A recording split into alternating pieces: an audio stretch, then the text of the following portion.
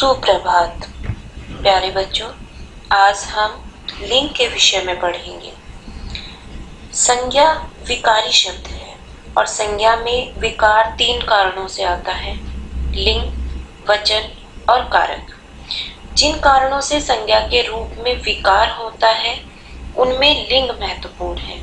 विकार का अर्थ होता है परिवर्तन, अर्थात संज्ञा के रूप में जिस वजह से परिवर्तन होता है उनमें लिंग महत्वपूर्ण है। लिंग की सही पहचान न होने के कारण भाषा अशुद्ध हो जाती है। जैसे लड़की ने अध्यापक से कहा, मैं घर जाऊंगा। घर पर मेरा माँ अकेला रहता है। मेरी भाई की उम्र बहुत छोटा है। वह मेरे बिना बहुत रोता है।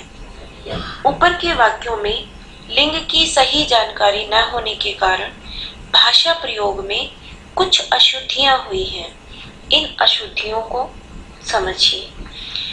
लड़की स्त्रीलिंग है, अतः उसके साथ क्रियासूचक और विशेषता सूचक शब्द भी स्त्रीलिंग होने चाहिए।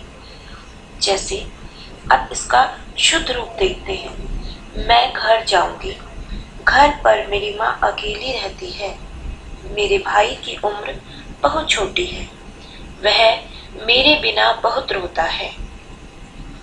तो इस पैराग्राफ के साथ साथ हम ये कह सकते हैं कि शब्द के जिस रूप से उसके पुरुष अथवा स्त्री वर्ग के होने का बोध होता है उसे लिंग कहते हैं। लिंग के 2 भेद होते हैं, पहला पुल्लिंग और दूसरा स्त्रीलिंग। अब इन वाक्यों को ध्यान से सुनिए। मेरा भाई पढ़ता है। घोड़ा दौड़ता है। साइकिल खड़ी है। मेरी बहन पढ़ती है। स्कूटर खड़ा है। कमीज बड़ी है। इन वाक्यों में हमने देखा कि भाई, घोड़ा और स्कूटर ये संज्ञाएं पुल्लिंग है और इनके साथ पुल्लिंग क्रियाओं का ही प्रयोग किया गया है।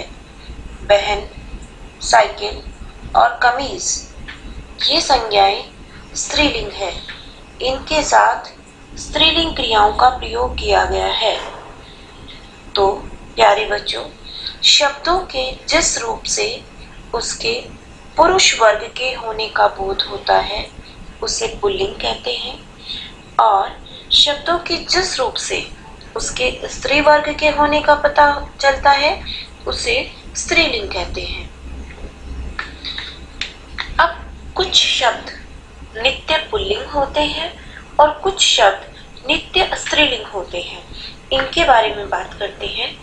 तो पहले देखिए वे शब्द जो नित्य पुल्लिंग शब्द होते हैं। इन शब्दों का प्रयोग सदैव पुल्लिंग में होता है। जैसे बिच्छू, खटमल, मच्छर, चीता, गिद्ध, खच्चर, मेमना, बाज, खरगोश, पक्षी। ये ऐसे शब्द हैं जिन्हें स्त्रीलिंग बनाने के लिए इनके पहले मादा शब्द जोड़ दिया जाता है। जैसे मादा बिच्छू, मादा चीता, मादा खटमल, मादा मच्छर। इसी तरह से कुछ और शब्द जो नित्य स्त्रीलिंग शब्द होते हैं, इन शब्दों का प्रयोग सदैव स्त्रीलिंग में किया जाता है। जैसे गिलहरी, चील, बतख, छिपकली, चिड़िया, दीमक, मकड़ी, कोयल, बुलबुल, मक्खी आदि।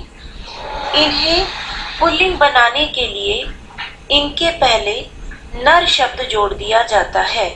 जैसे नर गिलहरी, नर मछली, नर मकड़ी, नर कोयल, नर बुलबुल आदि। हिंदी महीनों और दिनों के नाम प्राय पुल्लिंग होते हैं। जैसे चैत्र, बैशाख, सोमवार, मंगलवार। इसी तरह से देश, और महाद्वीपों के नाम प्राय पुल्लिंग होते हैं, जैसे भारत, नेपाल, लंका, जापान आदि। इसी तरह पर्वतों के नाम भी प्राय पुल्लिंग होते हैं, जैसे हिमालय, विंध्याचल, अरावली आदि। नदियों के नाम प्राय स्त्रीलिंग होते हैं, जैसे गंगा, यमुना, गोमती, गोदावरी आदि। कुछ रोचक तथ्य। जिन संज्ञा शब्दों के पीछे ई, इया, आवट, आनी, आइन, इन आदि लगा होता है, वे शब्द स्त्रीलिंग होते हैं, जैसे बोली, गोली, डिबिया, चिड़िया, थकावट, महारानी, पंडिताइन, धोबिन आदि। अब कुछ शब्द जिनके द्वारा हम पुल्लिंग शब्दों को स्त्रीलिंग में परिवर्तित करेंगे, जैसे बालक, बालिका, लेखक, लेखिका, मोर, मोरनी, पंडित, पंडिताइन, धोबी, धोबिन, कुम्हार, कुम्हारिन, नाई, नाइन, कवि, कवियत्री, राजा, रानी, ठाकुर, ठाकुराइन, लोहार, लुहारिन, सुनार, सुनारिन, पुजारी, पुजारिन, सम्राट, सम्राज्ञी, पुत्र, पुत्री, नाना, नानी, मामा,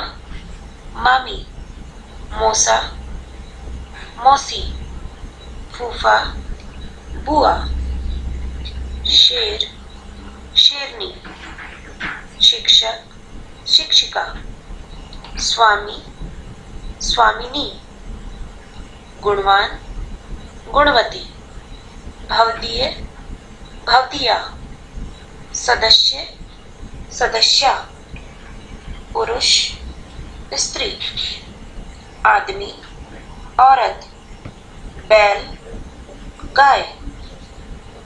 इस तरह से हम पुल्लिंग शब्दों से स्त्रीलिंग बना सकते हैं।